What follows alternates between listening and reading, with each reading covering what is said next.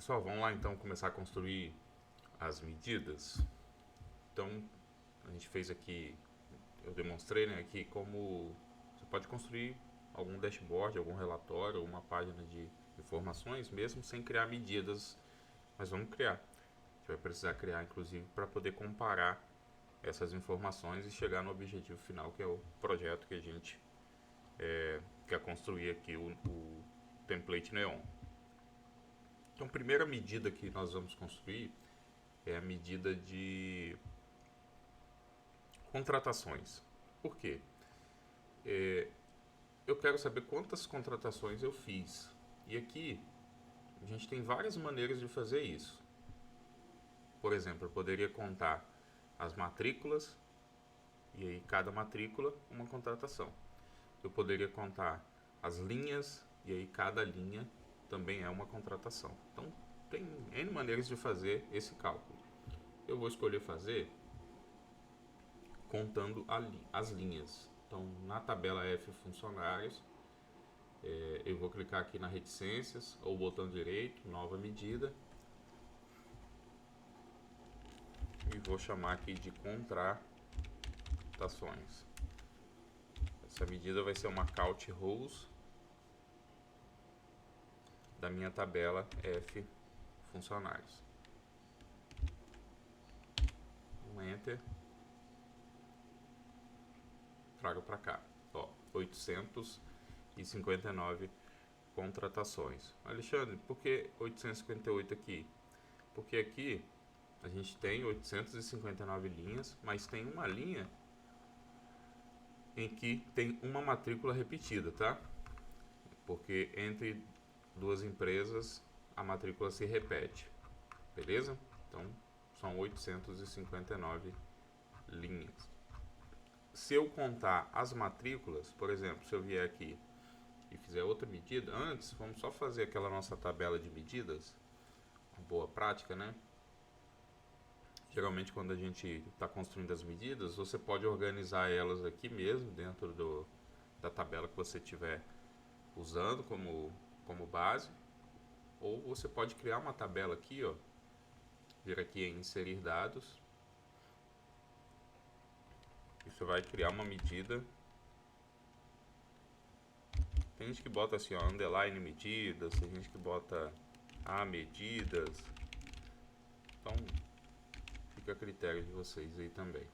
Clica aqui em carregar, ele vai criar uma tabela vazia com uma coluna só. Ó, vem aqui para cima. E aí eu posso pegar essa nossa medida que nós criamos e transferir ela para essa tabela. Eu posso vir aqui, ó, mudar ela aqui para, em vez dela ficar aqui em funcionários, F funcionários, ela vem para medidas. Aí automaticamente quando a gente faz isso e oculta ou remove a coluna que a gente criou vazia, ó, que ela aqui ela tem uma coluna vazia. A gente pode vir aqui e excluir ela do modelo. Aí ele já vai mudar aqui o ícone da tabela, tá vendo? Ó? Criou uma calculadorazinha porque ele já reconheceu que é uma tabela só de medidas, beleza? Então se eu vier aqui e criar uma nova medida, vou botar aqui, ó, contratações V2 é igual a count de F funcionários, matrícula, código do funcionário. Arrastar para cá, 859 também. Percebe? Uma terceira versão.